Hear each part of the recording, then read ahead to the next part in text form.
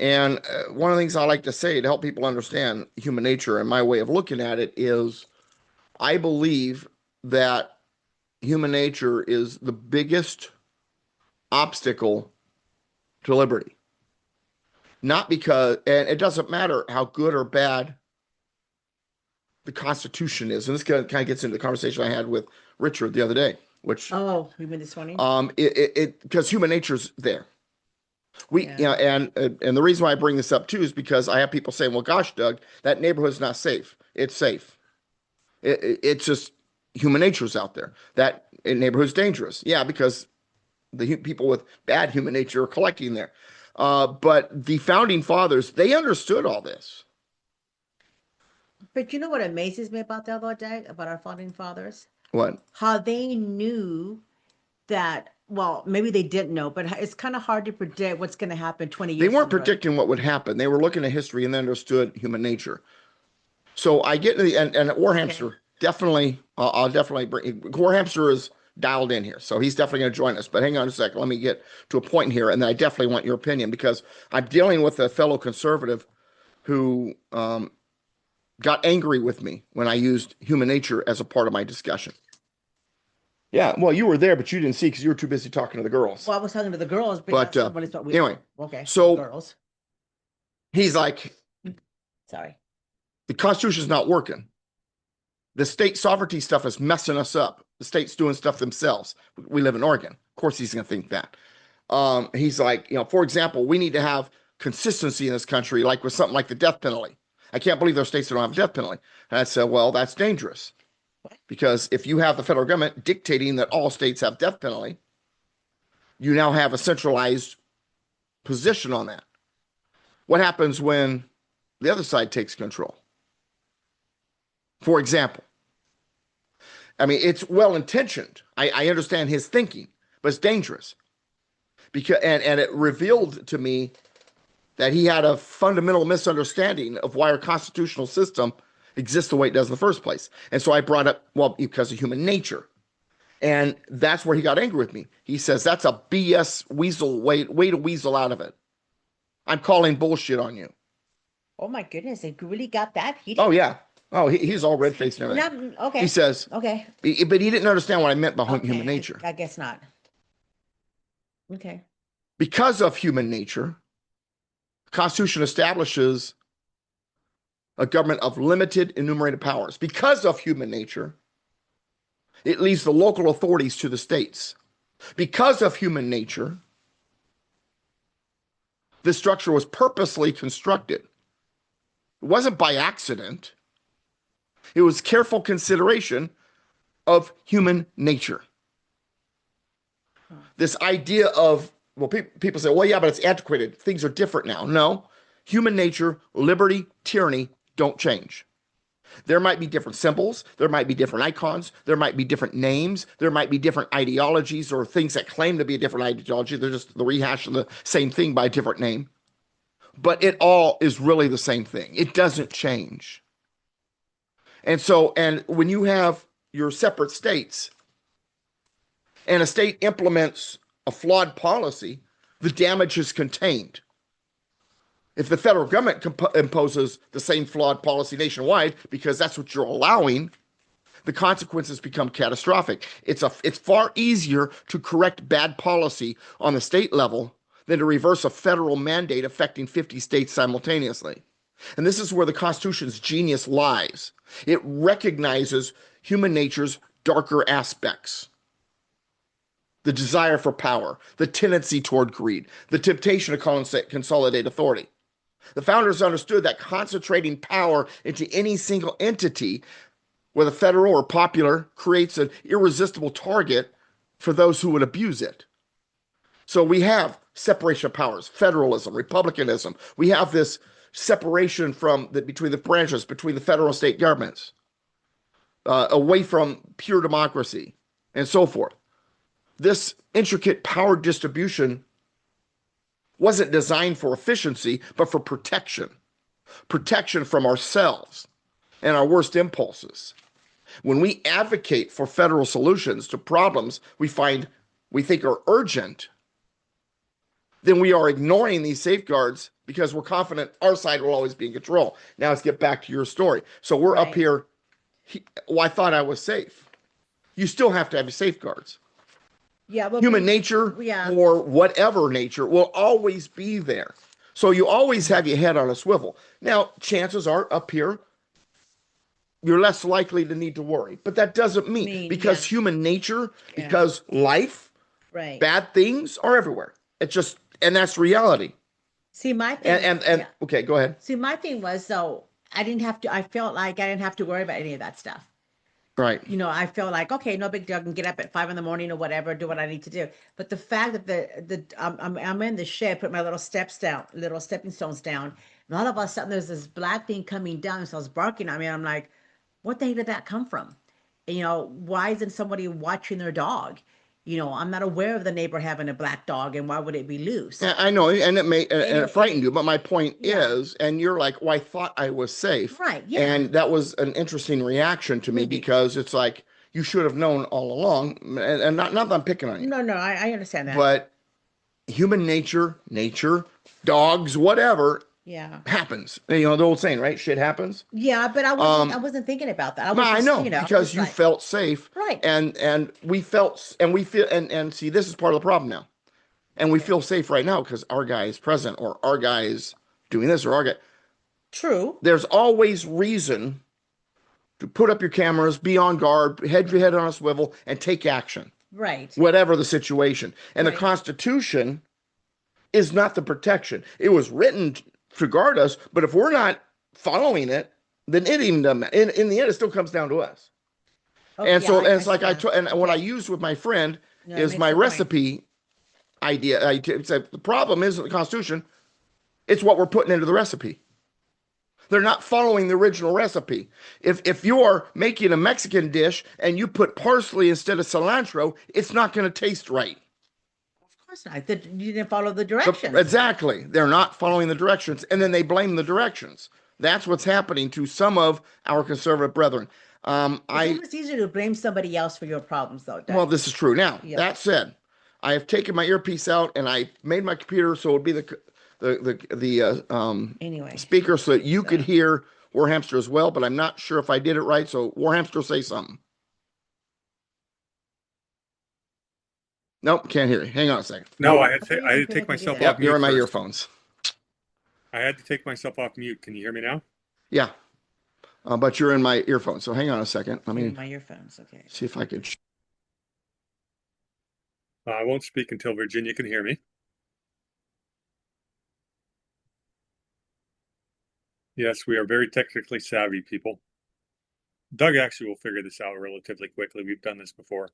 We can't hear you. You are muted, Doug. You muted yourself. All right, keep working on it. I'll just say hey to everyone in the How's it chat. sound now? Now you sound good. Okay. All right, Can you hear everything's me? solved except for, yeah, I can hear you. But the thing is, I want it to be on my speaker, and for some reason, it's not working. But I'll use the earpiece. I just gave her one. Your speaker's not All right, working. so you heard everything I just had to say, and you I and I heard have most talked of it. about human nature before. Yep. And we've been talking about it a lot lately on the Wednesday show. yeah, and so I've got this friend, and he says, "Oh, that's a bullshit answer. Human nature. The Constitution needs to be updated. We need to give federal government more power over things because the states aren't acting right." And I said, well, what happens when the other guy's in charge? Well, then we make sure they don't get in charge. So what you're saying is you want a consolidated power dictatorship, but one that agrees with you, so it's okay. Well, the other side of the argument, here's the argument I would have made, is it's the OPM problem, and that's other people's money. Yeah. There's a reason we want to decentralize everything because you actually get accountability. If the county clerk is wasting all your money on a bunch of stuff that they're not supposed to be doing, you can walk down to the county clerk's office and say, what the heck's going on? You can't do it when it's Secretary of Treasury. They don't pick up your calls. And that's why we decentralize everything. That's why we left everything. But there are a few specific functions that a federal government should be handling. And they can handle that. International affairs, so defense of Blowing the things up territory. and breaking things, right? Yeah. What? but everything else should be localized. Right. Because that's where there's accountability. And we Mhm. talked about this on Wednesday. You get a state like California, we got 40 million souls, to be kind. How do you hold them locally on a state level? No, the state should be broken up into several different parts. You need to have local accountability because of human nature. But when it comes to other people's money, once the federal government gets involved in any kind of spending program, whether it's benign or malign to start with, you're just going to have bureaucratic inefficiency. And human nature tells us that there's people going to get these jobs, and their motivation is to show up, get their lifelong pensions, as long as they can never have to take accountability or responsibility. And that's what you want to avoid. If there are people that are in charge, you give them power, they must be accountable to you. And we've created a system where the people with power and authority to fine you, to do all these things, to hand out whatever you need, permission, to build a mailbox, and they have this power, and it appeals to the worst side of human nature. The people who get those jobs are the worst type of people because they realize they've got a lifelong pension. You've got to deconstruct that entire system. That's the whole idea of federalism, is getting rid of that, and it has to do with human nature. But well, human nature is a prime component. Now, it's not everything, but it is one of the main reasons for the way the system is. It's the main reason why you don't want democracy. It's the main reason why you don't want a consolidation of power. Is it all comes down to human nature. Ultimately, it does all come down to that. And that's something we need to understand. Well, that's going to be the quote. I've got an upcoming debate on John Locke, Hamilton, and Lincoln, and the centralization of power with pretty well-known gentlemen, and I'm basically going to build my argument around what's the only moral purpose of the federal government. And once again, as we said a million times over, secure your God-given natural rights of life, liberty, and property, protect you from international invasion, handle international affairs, and settle disputes between the various states. Anything beyond that starts a slippery slope towards tyranny.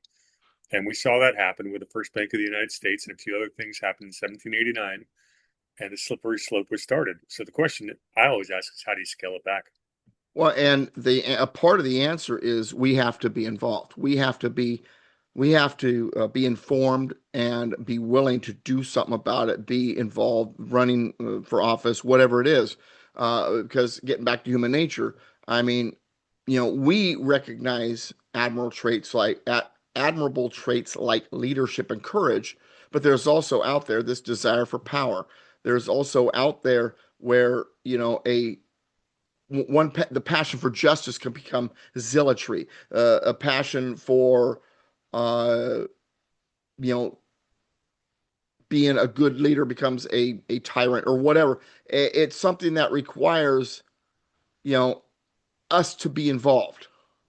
Constitution was provided understanding that A, we have to be involved, and B, we have to split everything up the best we can to also guard against it. But what they've been doing, and when I say they, I mean those who oppose the Constitution, is they've been dismantling those mechanisms that are in place that keeps it from consolidating, that has those other voices out there. 17th Amendment, Reynolds v. Sims, 16th Amendment, parts of the 14th Amendment. I mean, we can go on all day.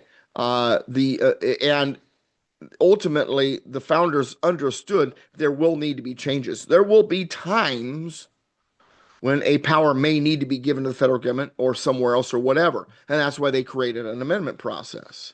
But even when it comes to the amendment process, it respects state sovereignty and the division of power, requiring permission from the states through ratification. It ensures that changes to our fundamental governing document reflect broad agreement rather than temporary passions or the whims of a simple majority or the human nature of the person who's holding what they think is a scepter at the time. Doug, you touched on this in our Wednesday show, and I'd like to hear you repeat that for this audience. Basically, we talked about the Constitution being a living, breathing document, Yeah. which everyone rejects. And I say that's absolutely true. It is a living, breathing document, and it can be amended. There's a process called the amendment process. It is slow. It takes a lot of time and work. You have to get 2/3 just to propose an amendment and 3/4 of the states to approve it. It is not an easy process, but it can be changed when it needs to be. The alternative to that, and we heard about this ad nauseum during the Obama years, is if you get 50% plus one, the votes, you can change anything you want, anytime you want, willy-nilly. And that's the British system, which they call parliamentary sovereignty. There is no written law that Parliament can't change anytime they want in England. We fought a bloody revolution. And English common law also operated sort of that way. It basically was determined by the whims of society and the you didn't want to listen anymore? Oh, no, it just came out of my ear. Okay. Because you're being. But by the whims of society and judicial rulings, judicial opinion. And so the law was changing. That was living and breathing. The founding fathers like, we don't want that. So when I talk about it not being living and breathing, that's what I mean. Because this idea, the term living, breathing, for those of you who are watching here, as you live and breathe, as a living organism, as time passes, you change, your environment changes, and often you will evolve or change with your environment in order to properly operate in your environment. That's what they're referring to. That's not what was intended. The founding fathers like, that wasn't working. That was a bad idea. What was working better, lasted longer, was it being written down, like with the 12 tables of law in Rome, for example. So let's write it down. And let's not just write it down. Because we have something that no other country has, states. So let's write something that the states will approve of. When you go through Madison's notes, I can't count how often they say, well, I don't know if the states would approve that. That was a part of the process. The states are parties to that contract. And we have removed the parties of the contract. We've removed their voice. We've removed any influence they have. And then we wonder why something went wrong. I want to correct one thing you said. A lot of countries have states. We have sovereign states. And that's the difference. The states are actually empowered. Well, states in any other country, they're provinces. Yeah. They may call them states. It's just like China calls itself a republic, but it's not a republic like us. Well, they always call themselves the opposite of what they really are. This is true. The Federalists were nationalists. The Anti-Federalists were Federalists. The Democratic Republicans didn't like democracy. And we can keep going on this stuff. It's been going on for years. We got the Republic of Korea, which is far from a republic. It's a dictatorship, over and over and over again. And they tell us, and the worst one, of course, our least favorite word of all time is democracy, because we have to continue spreading democracy, even though we actually don't have it here, technically. But boy, they're trying their hardest to make it one. God, they sure are. They were still trying. They were trying that in 1787, but we shut that down for a while, and we'll get there. Did I get a chance to say hello to your lovely wife? Can she hear me now? Hi, Virginia. Yes. Yeah. Hi, how are you? Always a pleasure. How's your summer going? So far, so good. Other than big black dogs wandering the property. Yeah, there you go. I missed that part of the story. I got here just after that. So Yeah. She real quick, small recap. She sees a big dog, what she thinks is a lab, run into the property, barking. Doesn't know where it came from. Her first instinct is to run in the house and grab a gun. I did. That was my first instinct. I don't want to be bitten. I don't want to be bitten. No, and I'm not complaining. I'm not saying that's a bad thing. Yes. But it kind of cracked me up. Why? And she says, well, I thought where we lived was safe. It is. Yeah. But as you heard me say, you have human nature. You have life. Shit happens, whatever. And so you that doesn't mean that you can be someplace and then completely let you always have to be aware of your surroundings. And even when you think you got your guy in office, you need to be proactive when it comes to politics, much less around your property. But you know what though, Doug? That wasn't on my mind. I mean, I get up every morning and I do what I need to do in the back in the yard, the weed whacking or whatever. I'm not paying attention to who's around. But when I'm laying my little bricks, all of a sudden this black beam comes down. I know it's a dog. Your personal vision should know what's going on. Right. And then all of a sudden I'm like, oh, shoot. And like I said, if you want to wear that holster with that, with one of my revolvers. But now I feel like I have to carry something extra. Well, you always had to. You just decided not to until you saw a threat. Yeah, I suppose so. Or what is potentially a threat. What you thought might be a threat. Well, yeah. Personally, a big black dog barking, I don't see as a threat. Now, if it's foaming at the mouth and it's chewing on my leg, it's a threat and I'm going to shoot it. How close do But- I have to get for the him to chew on my leg, Doug? Oh my gosh, really? Seriously? Wow. Okay. I spent some time. That's how the show started. Yeah. I spent some time on the internet this week because we are seriously going to be moving in Florida eventually in the next year or two. And I've got to figure out what kind of gun to get in case I get a gator or rather large snakes. Which means we need to visit him at New Hampshire before he moves. He's moving in about 1 or 2 years. Next summer will be my last summer here. I guarantee that. Oh, okay. So between now and the end of next summer. So what part of Florida do you plan to move to? Well, I'm going to do a scouting trip in November, and I'm going Okay. to check out most of the Panhandle from Tampa, pretty much all the way up through the Panhandle. I'm going to drive, and what we're looking for is I just want to find a place that's got a vibe where I can just hang out at a beach bar and like the people. I see some American flags. I don't see a bunch of people wearing masks, that kind of stuff. We'll go as far as Orange Beach, Alabama, which is just over the border of Florida. It's gorgeous white beaches. So we're going to check all that out. But the price of real estate compared to Southern Cal and here in Portsmouth, New Hampshire, we're going to get so much house for the same amount of money. It's going to be an upgrade no matter what we do. Same thing for our friend Bill. Yeah, he went down there and he got like twice the house for half the price. Well, that's who I'm staying with that first night or two. And I'm actually, he's so close to Colonel Towner Watkins and also Dwayne and Brian Cates, who are a lot of people in the audience know those guys. My first night in Tampa, I'm going to have dinner with that whole And he's pretty close to Trevor Loudon, who I've yet to meet. Yeah. And he keeps, I may be talking to him on a Zoom call soon. He's come up in conversations, something totally unrelated with our friend Josh. We spent some time with them when we were down there. All right. So to get back to the show, there's a question in the chat room I think needs to be handled. Rottweiler, fantastic question. Can a true communist hold a public office without violating the oath of office? It's interesting. That's a good question, ain't it? Now, on the surface, I would say no, he can't because to uphold the Constitution is to uphold the republic that it is. So the surface answer is no. I would agree with that. You swear an oath to uphold the Constitution. The Constitution, a true communist believes in 100% government rule. I mean, that's what a true communist is. It is 100% authoritarian with no private property. The Constitution has several, although not as strong of guarantees as I would have liked to have worded it, they do have guarantees of the right to property. You cannot be both. You cannot say, I'm a true communist. I believe your property belongs to me or belongs to the state, to be quite honest with you, and protect and uphold and protect the Constitution. You cannot do both at the same time. You are in breach by definition. And again, that goes back to my favorite pet peeve. We may as well bring it up. I'm a huge fan of John Locke, who wrote Life, Liberty, and Property. I'm a huge fan of Thomas Jefferson, and my biggest pet peeve with him is he changed life, liberty, and property to life, liberty, and the pursuit of happiness.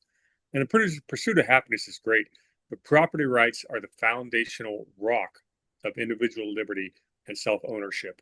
And because of the Declaration is considered a founding document, and Lincoln's Gettysburg Address tried to further cement it as a founding document, even though it has no legal weight in any way, shape, or form, the absence of the property in the Declaration of Independence has actually made it easier for these communists to ignore that fundamental God-given natural right.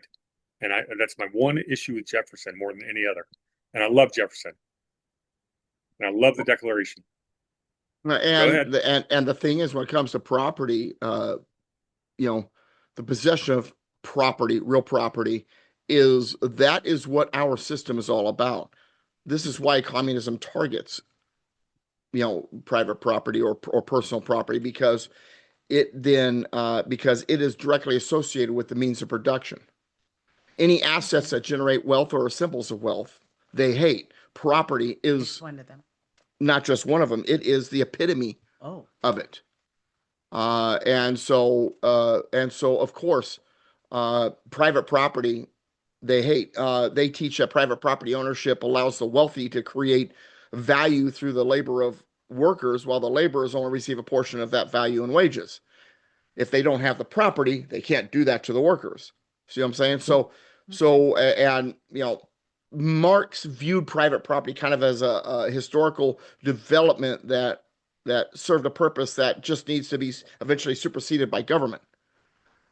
The whole What's some one of their primary points is to take property, because property is the engine behind which free markets truly operate. Go ahead. Rottweiler's got a good question. I want us both to address. He says, was that change in the Declaration due to the belief that persons could be considered property? No, but we're going to touch that in a second. I want to answer Doug first. That question cannot be ignored, and I want Doug to answer it. You know, it's a moral abomination of what collectivism is. Mm-hmm.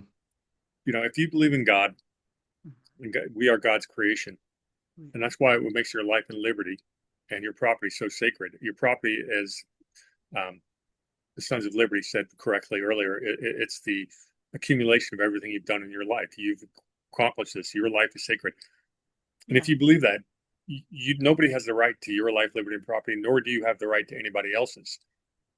What these egalitarian collectivists think was, well, there's somebody who's less fortunate. I want to make their life better and feel good about myself. But the only way they can do that is to take away from you and your property. That is stealing. That is, you own yourself. Self-ownership is fundamental to true classical liberalism. And if you own yourself, nobody can take you. They can't kill you. They can't injure you. They can't take your property. And as soon as they decide that they have a moral right to do that, where do they stop? And well, they don't. exactly. Yeah. It becomes the pushing of the envelope. It's like the old saying: you start by taking an inch, then they take a mile. Right. You know, when they start taking private property, eventually all of your possessions become theirs. That's Right. And that's the ultimately, slippery. Yeah. Yeah, and, that's and the slippery. ultimately, your natural rights belong to you. They are your possession. So therefore, that will be taken too. That's the slippery slope that Hamilton started. And that's why we hate Hamilton so much. Because, well, we'll give a little bit of government benefits because it'll help the greater good. Well, who's to determine what the greater good is? So now you've got government contractors. Now you've got the need for taxation and debt.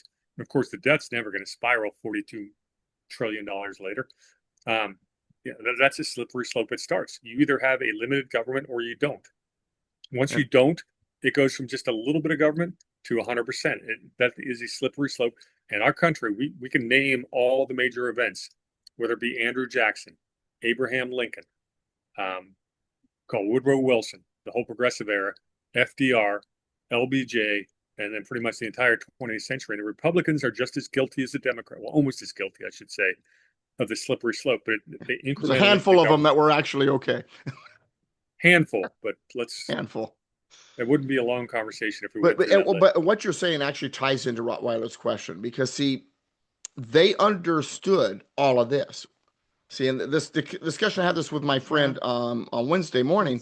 That kind of went off on me about the Constitution and all that, and human nature and all that. And he says, well, the founding fathers never understood that this could happen. They never saw this. Yes, they did. They understood all of this because they had seen it. They were around it. So this idea about possession and your rights, and government taking control of your rights and then defining it and then determining it and choosing whether or not you have access to your rights, they understood all of that. And that was one of the primary reasons why they changed the word property to pursuit of happiness, because the fear was, because of that nature of government, they feared that if they put property, it would then open up the opportunity for then government to say, oh, well, since property is that kind of right, we can then now dictate property. So they decided it would be better to include everything into a concept that would be harder for government to do that with. Pursuit of happiness. Part of pursuit of happiness is gaining property, but it is also pursuing your rights. You know, you don't have a right to health care. You have a right to pursue it. You don't have a right to property. You have a right to pursue it. If you have a right to property, this is the way they're looking at it, then there will be people that will argue then it's up to government to dictate who gets property or who doesn't, because they're the ones over rights. And so they were trying to avoid that problem. You know, had we kept life, liberty, and property, we wouldn't have to hear about this nonsense over the last few decades called stakeholder capitalism. Because it would be shareholder rights, because that is your property. That would also completely cut the legs out from under things like BlackRock, State Street, and Vanguard, who keep voting your proxy shares which they don't have the property rights to. They just have the proxy rights to, so that we get rid of a lot of evils very fast. 21st century problems, but it goes back a lot further. Why property was so important. The right to property, you didn't have property when you were a subject of the king. Right. You It was were the king's realm. Yeah. Yep. You don't have property in England legally right now because of what they call parliamentary supremacy or parliamentary sovereignty. I mean, that is, what's the guy's name? I'll pull it up here right now. I had it up earlier today. AVICIV or something like that. I talked about him today. This is a totally different concept. America's unique. We decided we were going to look at the great thinkers like Montesquieu and Locke and build a better system where Right. every single one of us has individual sovereignty. And Well, that is and not saying we're sovereign citizens, by the way. That's been distorted. yeah, and that was the appeal of the New World. That's the reason why so many people came to settle, because it was your property. Mm-hmm. There was Yeah. plenty of it. Your decisions. Government was so far away, it Right. couldn't mess with you. And everybody says, well, I'm wealthy because I have property. They didn't see wealth as what's in the bank. They saw it in the sense of having property. Real quick, just a side note, not that I'm trying to go off on a rabbit trail. I just want to answer a question. Dearman asked, does Virginia have a gas, electric, or hybrid weed whacker? Gas, electric, and battery. Yes. And she likes her gas one the I most. like my gas one the most. Anyway, all right. But anyway, get back to the point here. So, by the way, Mr. Dynamic says they could be in Portsmouth, New Hampshire by car in an hour and 10 minutes with no traffic. Just saying. I'm responding to him right now in the chat. He can hit me up anytime. I'm giving him my anonymous email address. All right, very good. But yeah, and understand something. And this goes back to my conversation with my friend on Wednesday. This goes back to your questions and your thoughts about the founding fathers. It wasn't that they were these great prognosticators and they saw what was coming. Okay. And this goes back to what I was telling my friend. Liberty and tyranny don't change. Once again, what's on the surface might. Mm-hmm. What you see on the surface might. But it comes down to collectivism versus individualism. Divided power or concentrated power. Ultimately, it always comes down to those things when it comes to government and when it comes to governmental systems. It always does. They may use different methods to get there. They may be using different names for the same thing. Well, it's communism or socialism. Well, Doug, they didn't have socialism back then. Yeah, they did. It was called utopianism and communitarianism. It was just given redistribution of wealth. Right? Founding fathers didn't understand that. Actually, they did. Samuel Adams called it schemes of leveling. There is nothing new under the sun, as the Bible might say. So you're saying, basically what you're saying is just a name, a different name was given, is what you're saying. Yeah. Well, what we're seeing is that, then what we're seeing has cycled through over and over throughout history. Okay. I understand that, what you're saying. Liberty and tyranny doesn't change. The labels do, the logos do, the names of the people involved do. Some of the methods might even look a little different, but in the end, it's the same stuff. And so when I get into these conversations and I draw from this, and then I'll get someone, as a matter of fact, he said this at one point, I don't need a history lesson. Yes, you do. He said that to you? Yeah. Oh, wow. He says, I don't need a history lesson. Yes, you do. Yeah, I guess I missed that part. Because, see, history is the roadmap. Okay. It has happened before, and it will happen again. And we may or may not be able to fit. And we were talking about the other day. Remember, I was talking about the other day on my show on Thursday, yesterday, about difference between like Jefferson and Cicero when it came to fighting for liberty. Because I one of the things I get from people is, why are you even fighting? There's nothing you can do about it. Well, if there's nothing I can do about it, then I'm Cicero. And usually people get confused by that. And so, without going through the whole hour and a half long thing that I went through, or hour long thing I went through, Cicero fought for the Roman Republic. He wrote things that were very important about trying to save the republic, what liberty, what freedom, what individualism is. And he lost. The Caesars still took over. There was a succession of Caesars, and And the once kingdom, then republic became an empire under tyrannical rule. But he didn't lose because one of the people who read his writings and learned from it and took it to heart was this guy named Thomas Jefferson. Okay. So while Cicero was, and he was impactful during his time, but he didn't stop it. And I don't think it'll ever be stopped. We can draw it back. We can start over again someday in the future or whatever. So, it's like my yellow raft in the Niagara River analogy. Got it. What we're fighting is a current under the boat. Right. It'll never stop, but we can't lose. But are we Jefferson or are we Cicero right now? I think we're making a pretty good impact. I think with our current people in place, the current has been slowed or rowing against it, however you want to do it, quite well. But I understand, just like Islam understands, Trump won't be president forever. That's true. And the Democrats or the progressives or the communists or whatever label you want to slap on them will not be held at bay forever. So for the left, for Islam and for the left and for the communists, it's just a waiting game sometimes. So go ahead. The thing that gets me, and I agree. I love your analogy about the Niagara Falls. And it's a fight we can never lose. It's a fight you can never win. You must never lose. There's always going to be these people that act egalitarian. And that word is an insult. When I say someone's egalitarian, I am insulting them. They think they're doing something for the greater good because it makes them feel good. But they need to understand that for them to do good, they need the government to take from you without your permission. And that, by definition, is an act of violence. That is an act of aggression. And theft. Yeah, taxation is theft. But the idea of for the greater good, this egalitarian that makes them feel good about, and this defines the entire left right now. Some of these people are not evil. They think they're doing good because they don't understand this fundamental concept. They can't take from me to do what they think is best without committing the first sin. That's the problem with egalitarianism. But in a truly moral society, which we'll never get to, but it's idealistic. A truly moral society, I respect your property, you respect mine. We agree on what's something for the greater good, and then we agree to say, okay, we're going to help Virginia, get an extra weed whacker because she's working too hard and her back's hurting. We can agree to do that. That's called voluntarism.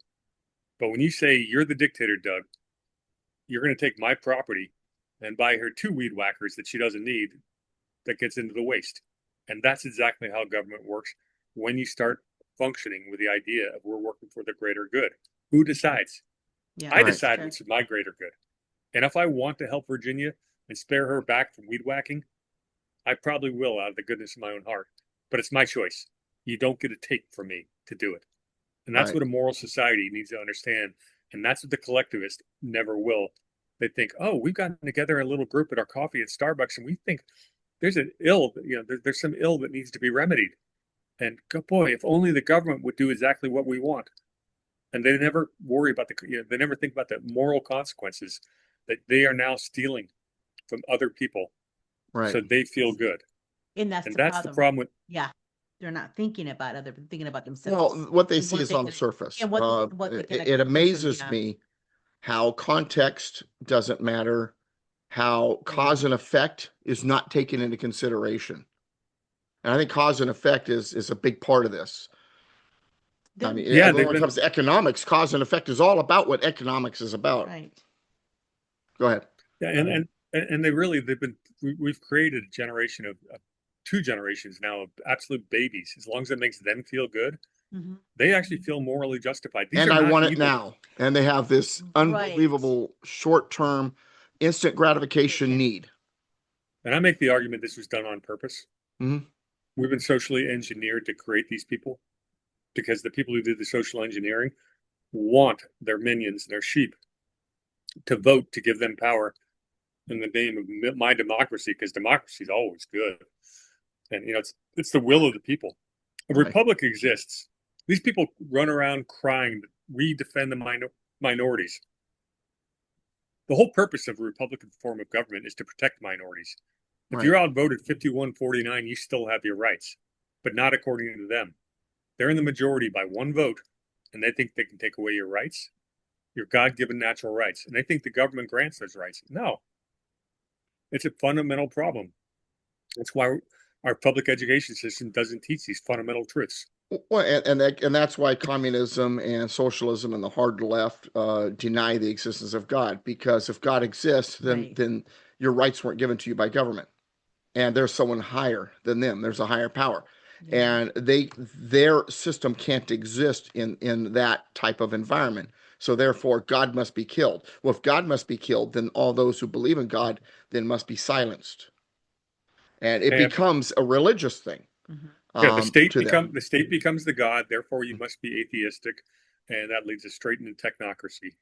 And that's the and if government is God and your rights come from God, then guess who rights came from? Government. Doug, is voting a right? No, it's a privilege of citizenship. Thank you. I'm giving a lot of weight lately to whether voting should be a privilege of just citizenship, or the whole conversation we've been talking about, or whether you need to have stake in the game. It's the way it was in the beginning. In the beginning, you needed to be able to prove. You didn't just need voter ID. You had to prove that you owned property. And before the Constitution, it was real estate. Yeah. But after the Constitution, a lot of the states, they changed their laws where it was just a minimum of like $50 of any tangible property. And what this did is this allowed single women also to vote. Because single women couldn't necessarily own real estate, but they could own tangible property. And in 10 of the original 13 states, they actually allowed single women who could prove they had at least $50 worth of property to vote as well. But, it's funny because we sit here playing this game about like voter ID and all sorts of stuff. They say, well, yeah, but the average person might not have, some of those people might not be able to have ID. In the beginning, it was, you didn't just need to be able to be a resident or citizen, depending on which state you were talking about. But also you had to prove, you didn't just have to have that, you had to prove that you had at least $50 worth of property. Why? Because if you did not own property, you probably had no stake in the game, you're not paying taxes, and therefore the likelihood of your voting habits being that you would vote for someone to give you something would be the likeliness. And so they were trying to avoid that. They wanted people who had skin in the game. So we have a bunch of people who don't pay taxes, who don't have skin in the game. They don't own property. They are on the government dole. So what are they going to vote for? More government dole. Yeah. They don't have stake in the game. Yeah. Yeah. And it's it's a tough situation. You can say, okay, so how do we change that? I mean, we do the income tax. Should only people that actually pay? Could you imagine the screaming and stink, though?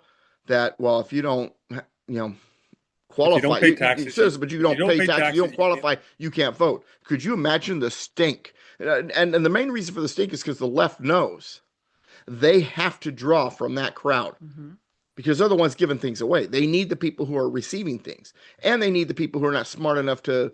And when I say that, I mean younger. So, that don't have the experience of life. So that's why they keep lowering the age too.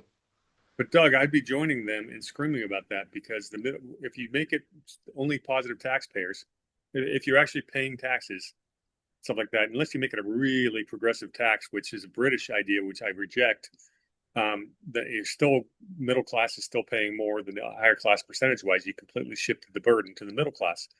There's some formulas you can play around with. Well, but when we say taxes, you're thinking income tax, any tax, property tax also. Because I haven't paid income tax because I've actually been in the minus.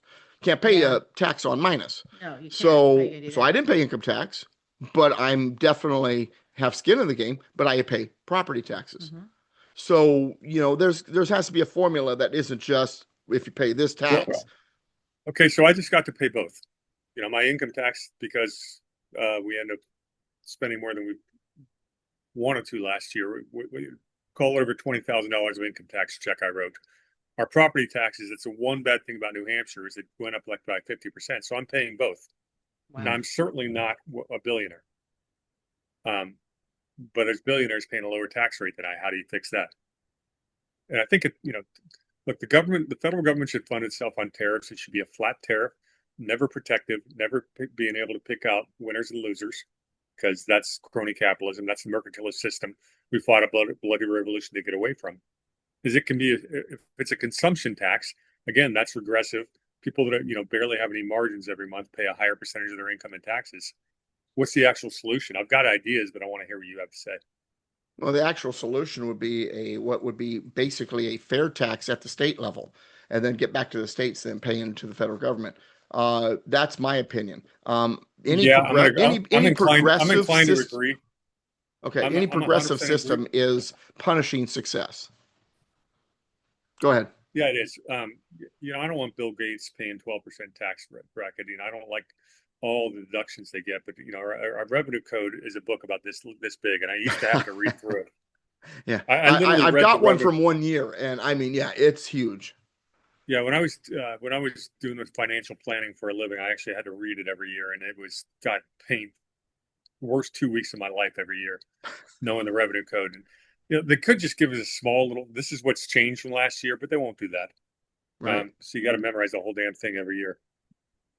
I feel bad for CPAs, except for the ones that really can actually save you a lot of money from this god awful tax code. So that's a problem.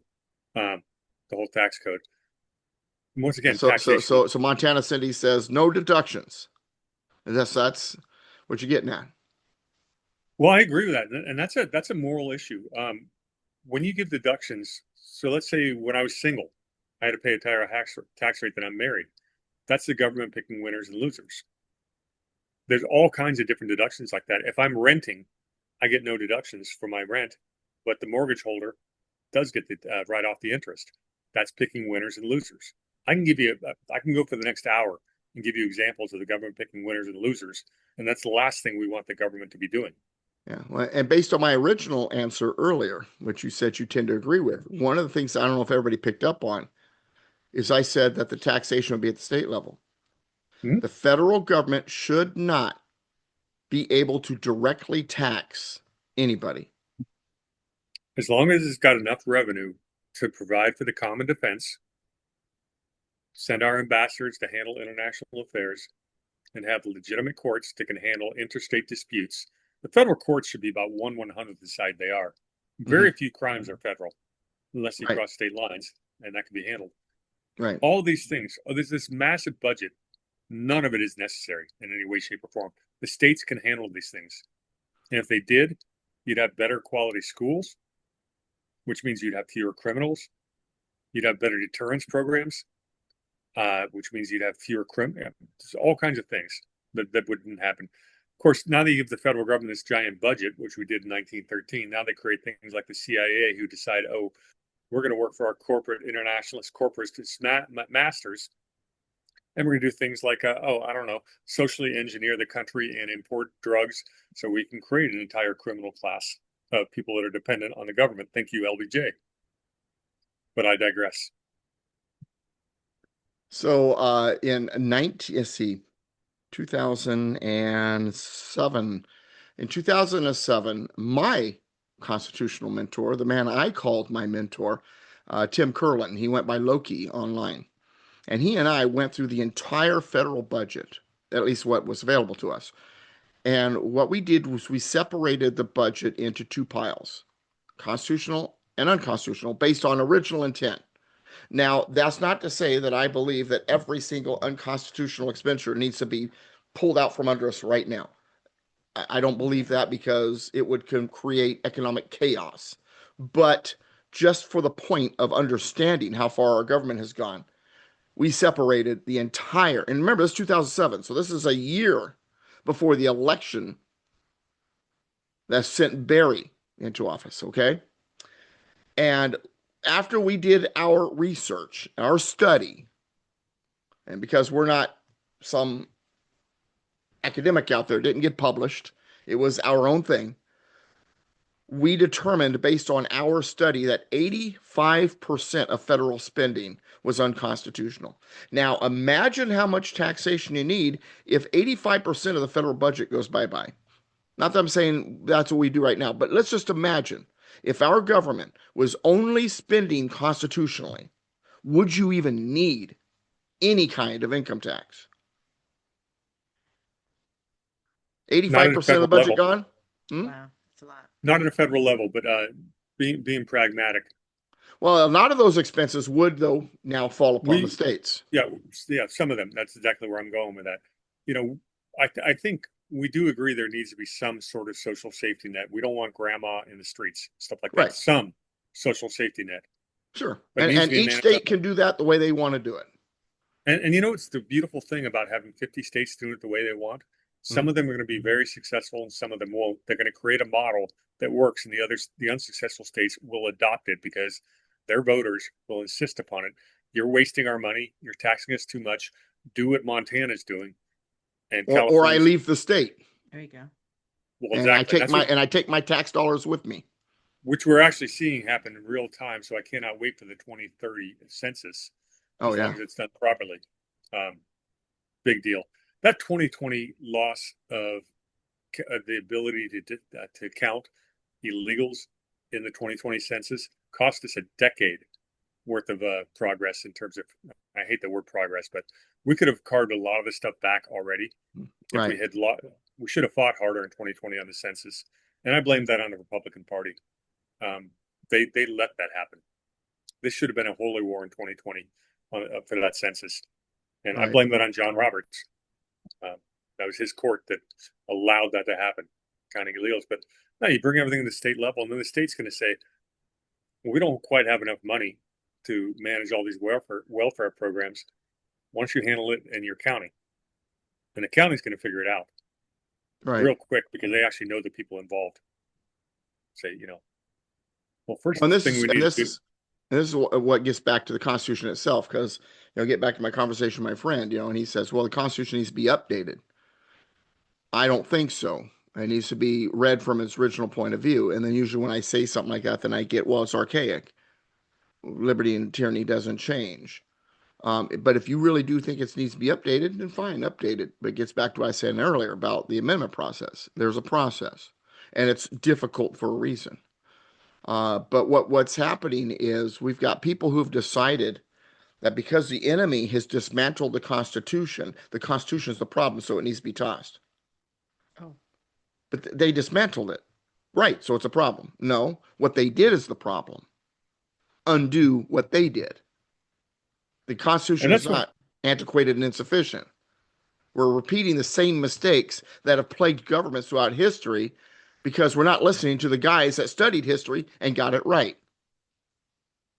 Go ahead. And the guys who are supposed to study history, especially judicial history, are the tyrants in black robes. And I will Yeah. say the progressive changes over the last century plus, Mm. the Democrats haven't been able to get their ideas done legislatively at all. They've done it through the courts. That's why they are so angry at this current Supreme Court. That's finally starting to push back on some of these progressive ideas. Right. All right, what are you laughing at? Chat room. Tina and Nan just noticed that she and I are sharing earbuds. And oh, then Tim really? Mole decided to be funny. They're sharing their brains. Now, I don't know if you meant that literal as a joke or if you were being like, okay, we're sharing our, philosophies. But No. when you said they're sharing their brains, suddenly this black and white movie with electrodes coming down and lightning and us being connected to each other, that came to mind for some reason. But anyway. Well, pretty soon the mind meld is going to be complete, and I won't need Doug on my Wednesday show. I'll just have Virginia show up, and it'll be a much more attractive show. Yeah. Yeah, I got a face for radio. You know who coined that phrase? Who? Umpire Ron Luciano, when he wrote that book Umpire Strikes Back in the 80s. Luciano, I've got that book somewhere. I do Who have knows that where book it's still. at the time? Yeah. I have a book. It's a baseball. I figured you'd know get the reference, Doug. That'll be some Yeah, type yeah. of I should have. I will say this though. One of my favorite books I own when it comes to that kind of thing is my book on yogi-isms. I gotta find it because I want to read it again now. But Well, anyway. Luciano was the best yogi we've had since Yogi. Luciano had a lot of great lines. And this is an umpire who's a one-liner comedian. Right. Man, he's a big dude. I mean, he's like 300 pounds. Remember him? Yeah. Yeah. Yeah. Sorry, Yeah. baseball I fans. don't remember him being a big dude, but I remember like imagery and stuff, and so it makes sense. Just look him up when we get off the air. Just picture Ron Luciano. He's a big dude. Yeah, next year. Um, Uh-huh. No, Okay. Yeah. I've completely diverted your okay. show enough. No, no, You no. got any more You're thought? okay. You're okay. And you're welcome to stay or come back later or whatever. Okay. I'm cool. But there are a No, couple things I want to talk about, and actually, you might want to kind of chime in. I'll take a back seat because I've talked way more than I expected, and this is the Doug and Virginia show, not the Doug and And Brady that's show. okay because the chat room said one person said in the chat room, a couple actually, but one person in particular said it exactly this way.